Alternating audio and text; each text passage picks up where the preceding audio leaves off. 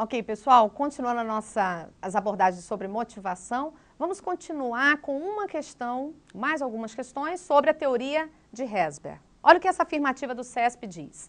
Segundo a teoria de Herzberg, na abordagem dos fatores motivacionais em RH, quanto maior for o salário dos funcionários como retribuição pelo seu trabalho, maior será a sua motivação. Vamos retomar. Estamos falando de salário. Salário é fator motivacional? Não. Salário é fator higiênico. Se é fator higiênico, não aumentaria o nível motivacional. Salário, segundo a teoria dos dois fatores, não motiva, não gera satisfação. Se ausente, gera insatisfação. E se presente, se for um bom salário, geraria nenhuma insatisfação. Seria neutro. Então, o item está errado.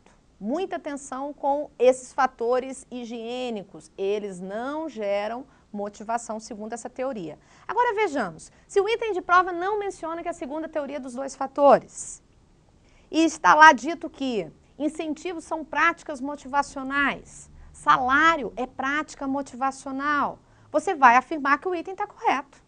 O item não está dizendo que é a segunda teoria dos dois fatores. É um item que não está te remetendo à linha de raciocínio de Herzberg. Então, muito cuidado também. Se o item não menciona, segundo essa teoria, segundo a teoria dos dois fatores, você pode afirmar tranquilamente que salário seria um fator motivacional. Até porque tem teórico que vai afirmar sim que o dinheiro, se ele for bem relacionado à satisfação das suas necessidades, seria motivacional. Tenderia a apoiar no sentido de melhorar o seu desempenho. A gente vai ter a oportunidade de ver essa teoria um pouco mais à frente, é chamada de teoria da expectação de Lawler. A gente vai ter a oportunidade de vê-la. Outra alternativa, outra afirmativa. Segundo a teoria de Herzberg, teoria dos dois fatores, um servidor público pode estar satisfeito na função que desenvolve a despeito do salário recebido.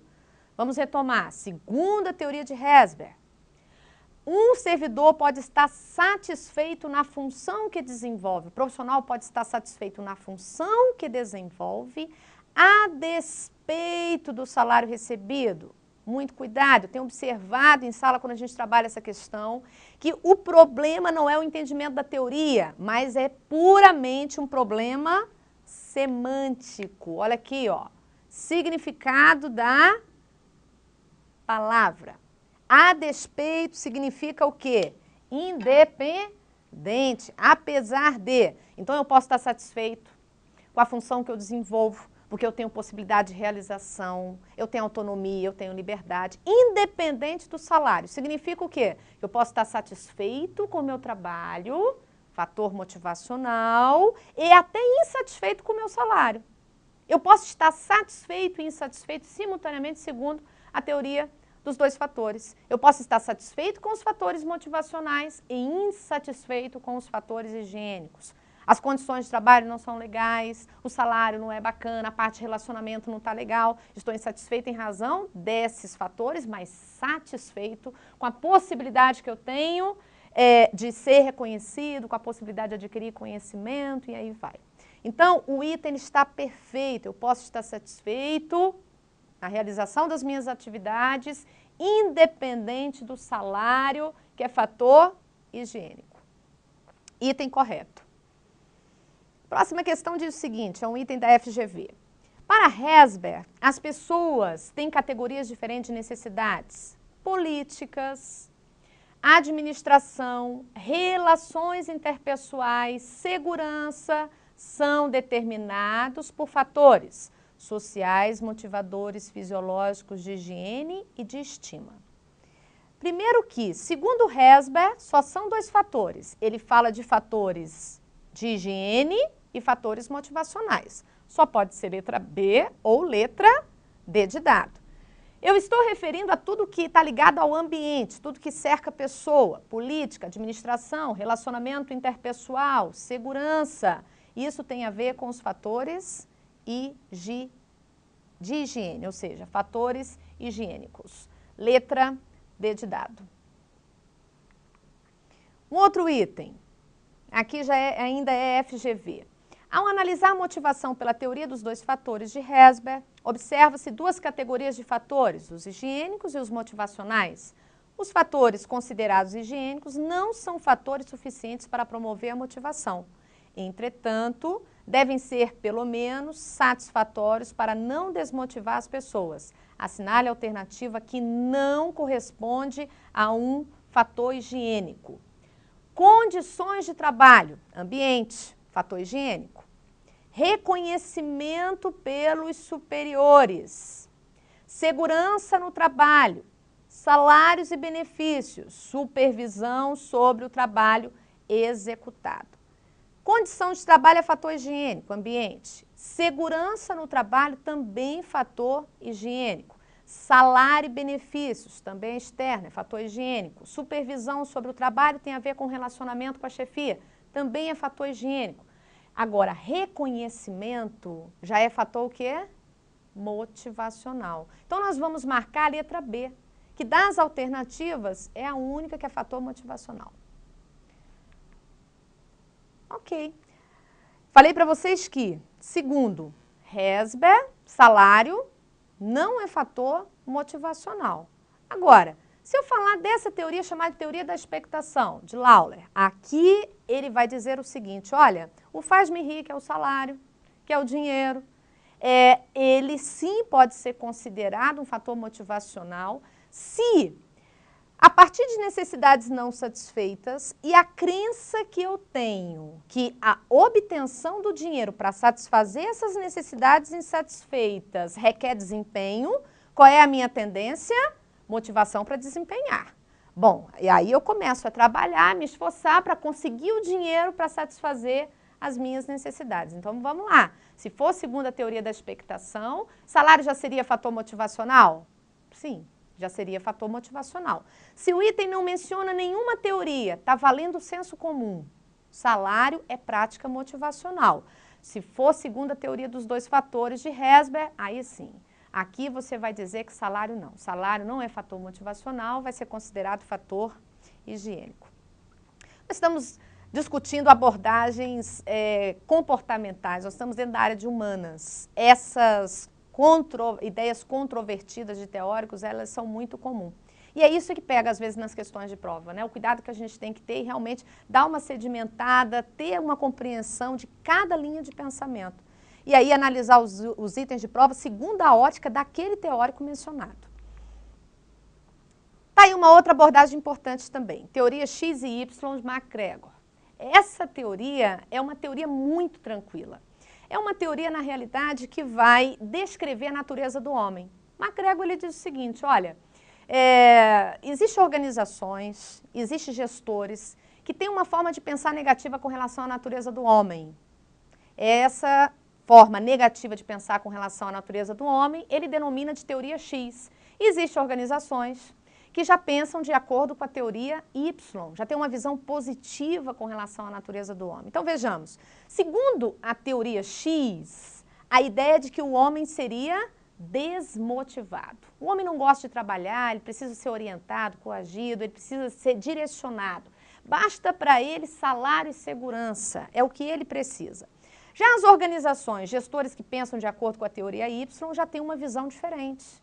O homem é motivado, o homem gosta de trabalhar, o homem traz para si a responsabilidade. Se eu der autonomia, liberdade, condições de trabalho, ele vai exercer a sua engenhosidade, vai ser criativo, ele pode se autocontrolar, se autodirigir. São gestores que confiam nas pessoas. Já a teoria X, não. A teoria X, a visão já é de desconfiança. É muito interessante, a gente consegue observar claramente gestores dentro das organizações pensando de acordo com a teoria X ou pensando de acordo com a teoria Y. Essa é uma abordagem que, além de cair em questões sobre motivação, pode cair em questões sobre liderança também, e até mesmo de cultura. Veja que gestores que pensam de acordo com a teoria X, qual é a tendência? A tendência é ter uma postura mais diretiva, ser mais autocrático. Já os gestores que pensam de acordo com a teoria Y, qual é a tendência? Ter uma postura mais democrática, mais delegadora, mais liberal. Aqui nós temos organizações mais tradicionais, verticalizadas, hierarquizadas. Aqui na teoria Y nós temos organizações mais descentralizadas, horizontalizadas, chamadas do tipo orgânicas ou holísticas. Aqui as organizações são mais burocráticas. Teremos a oportunidade de trazer novamente a teoria X e Y quando a gente for falar de liderança e quando a gente for falar de cultura organizacional. Item de prova, muito fácil, você só não pode misturar isso aqui. X menos Y mais. X, visão negativa. Y, visão positiva. Essa é uma questão do CESP, vamos dar uma olhadinha no que ela diz. A teoria de Y, de Douglas MacGregor, enfatiza que o gestor de RH deve partir do pressuposto de que todos os colaboradores são automotivados para o trabalho, o que não demanda uma postura coercitiva por parte do gestor. Perfeito. Veja que a visão ela é positiva, né? A teoria Y traz uma ideia positiva do homem, então não há necessidade de coagi-lo. Ele é automotivado, ele se autodirige. O item está corretinho. Outro item também sobre essa abordagem, sendo que aqui eu estou mesclando Herzberg com MacGregor, olha o cuidado que a gente tem que ter. Considerando a teoria dos dois fatores, existem duas formas de motivar os empregados. Uma pautada em uma ação mais dura, voltada apenas para aspectos financeiros, fator X, e a outra mais participativa, voltada para aspectos de socialização, fator Y. O item fez uma mistureba só, misturou a teoria dos dois fatores com a teoria X e Y. Nada tem a ver. Teoria dos dois fatores não menciona fator X e fator Y, menciona fatores motivacionais e fatores higiênicos. Já a teoria de MacGregor é que vai trazer a ideia de teoria X e teoria Y. Então, o item está errado por conta da mistura que foi feita entre essas duas abordagens. Um item da FGV, novamente, sobre essa teoria. Considerando as teorias X e Y, analisa afirmativas a seguir. Primeira afirmativa. De acordo com a teoria X, as pessoas normais têm aversão ao trabalho. Perfeito. A visão é negativa. O homem não gosta de trabalhar. Segundo a teoria Y, afirmativa 2, a imaginação na solução de problemas não está distribuída entre as pessoas em uma organização. O item está errado. Observem, a teoria Y tem uma visão positiva. Aqui está dizendo que a imaginação, a criatividade na solução de problemas não estaria distribuída entre as pessoas, muito pelo contrário. A teoria Y entende que as pessoas são criativas. Dê a elas autonomia, liberdade e condições de trabalho que elas exercerão a sua engenhosidade. Então, item errado. E a terceira afirmativa que afirma, segundo a teoria X, as pessoas médias preferem ser mandadas. Corretinho. De fato, de acordo com a teoria X, as pessoas preferem ser orientadas, elas não querem autonomia, não querem liberdade, porque não gostam de trabalhar, né? Segundo essa abordagem, essa teoria, nessa visão mais tradicional. Então, nós temos aqui, ó, o item 1 correto, afirmativa 1 correta e a afirmativa 3 correta. Então, teríamos aqui, ó, 1 e 3, letra E. É a resposta que você vai marcar. Ok.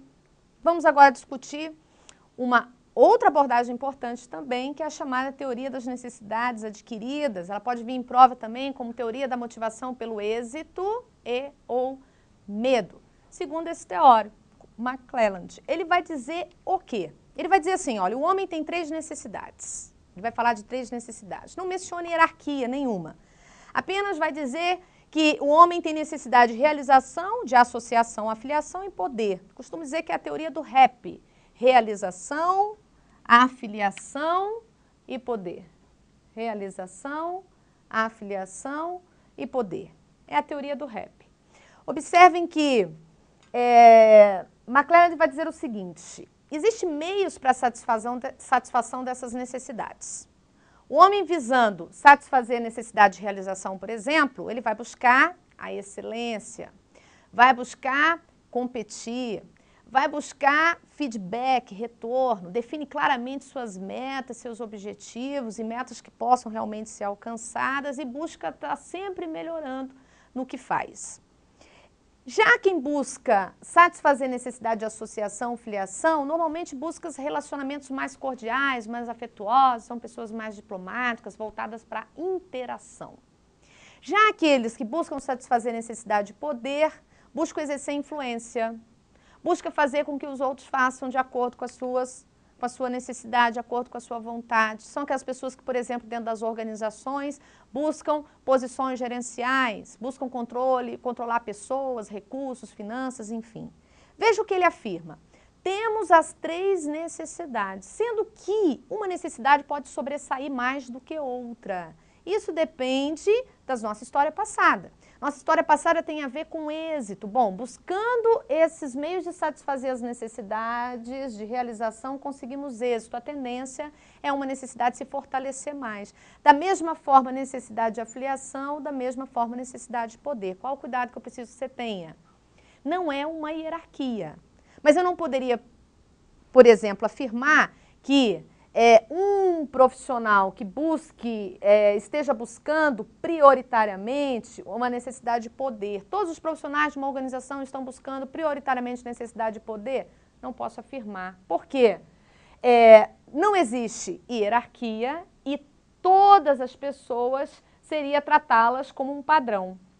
Tem pessoas que buscam mais associação, outras mais realização, outras mais poder. É uma atenção que você precisa ter com essa teoria. Vejamos esse item. Indivíduos cuja necessidade principal é a busca da excelência, de lutar pelo sucesso em suas atividades e que buscam fazer as coisas melhores em situações onde possa assumir responsabilidade e de encontrar soluções para os problemas, são considerados, de acordo com a teoria das necessidades adquiridas, como pessoas cujo motivo ou necessidade básica é a necessidade de. Veja que o enunciado está falando de busca de fazer sempre melhor, busca da excelência, poder, afiliação, realização, autoestima e segurança. Letra D e letra E a gente descarta. Por quê? Segundo essa teoria, só são 3 necessidades: poder, afiliação e realização. Então só pode ser letra A, letra B ou letra C. Como eu estou falando de busca da excelência, tem a ver com realização, nós vamos marcar letra C. Afiliação, se o enunciado estivesse falando de relacionamento, buscar se relacionar de forma cordial, afetuosa, se fosse interação. Poder, se nós estivéssemos falando de exercer influência, controle sobre pessoas, recursos, finanças, isso é muito diferente. Então está aqui, letra C é a que nós vamos marcar. Outra é a questão também, FCC. David McClelland usou a narração de histórias para compreender as necessidades predominantes. Ele se concentrou, no entanto, em um conjunto de necessidades. Eu estou falando da teoria da motivação, que seria quais as necessidades? Realização, associação, afiliação e poder. Novamente, nós estamos falando das 3 necessidades. O item tranquilo, porque é só mencionando quais são as necessidades. Letra A. Segundo a teoria proposta por McClelland, os principais vetores da necessidade para que um ser humano possa obter a sua satisfação são, novamente, realização, afiliação e poder. São as 3 necessidades mencionadas por ele. Mais uma questãozinha do SES sobre essa abordagem. A teoria de McClelland enfatiza que o gestor de RH deve considerar que todos os colaboradores estão buscando prioritariamente a necessidade de afiliação. Eu posso afirmar, segundo essa teoria, que todos os profissionais estão buscando prioritariamente a afiliação? Não, primeiro que não existe uma hierarquia e eu não posso fazer essa generalização. Dentro das organizações tem profissionais que estão buscando realmente interação, relacionamento, que é o que a gente chamaria de network. Tem profissionais que fazem isso e fazem muito bem.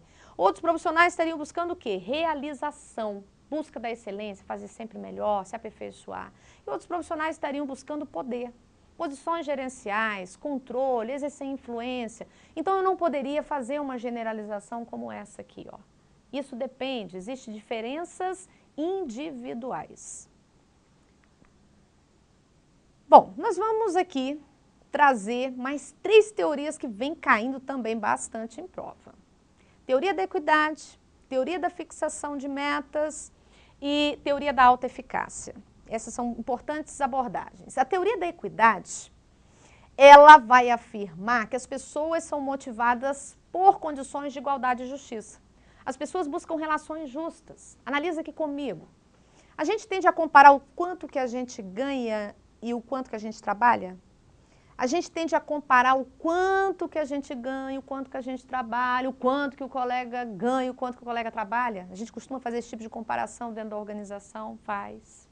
A gente costuma também comparar o quanto que a nossa organização nos pague, quanto que o mercado está pagando? A gente costuma fazer esse tipo de comparação também. Veja que toda vez que não percebemos justiça, igualdade, a tendência é a insatisfação. E a insatisfação gera o quê? Movimentos grevistas. Gera a possibilidade de você, olha, nessa organização eu não fico, eu vou para o concorrente.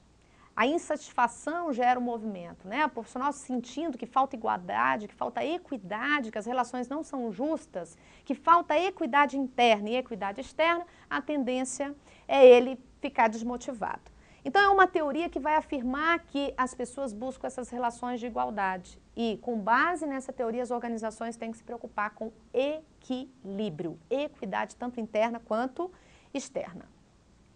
Veja esse item. De acordo com a teoria da equidade, a motivação no ambiente de trabalho ocorre quando um funcionário reconhece que a organização lhe paga salário melhor que a média salarial de mercado. A teoria da equidade afirma o quê? Fala de igualdade, de justiça. Se a gente for pensar do ponto de vista do senso comum, legal, poxa, minha organização está pagando mais do que o mercado está pagando. Só que do ponto de vista da abordagem, da teoria da equidade de Adams, não é assim que funciona. Funciona o seguinte, ó, tem que estar pagando de acordo com o mercado. Então vamos ler aqui novamente. De acordo com a teoria da equidade, a motivação no ambiente de trabalho ocorre quando um funcionário reconhece que a organização lhe paga salário melhor que a média salarial. Não, segundo a teoria da equidade, seria pagando de acordo com a média salarial. E não acima ou abaixo, mas de acordo. Relações equitativas, igualdade, justiça. Então o item está errado.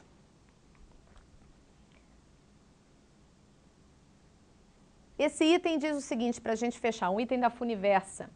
A teoria da motivação, que é baseada num fenômeno da comparação social aplicada ao local de trabalho e que estabelece que o indivíduo avalia a justiça do resultado do seu trabalho em relação ao resultado do trabalho de outras pessoas, de outros colegas, é chamada de realização do reforço, da expectação, da equidade ou dos dois fatores? Bom, se eu estou falando de justiça dos resultados do meu trabalho comparado ao trabalho dos outros, eu estou falando da teoria da equidade de Adams. Bom, vamos ficar aqui com essa teoria e voltaremos com as próximas abordagens.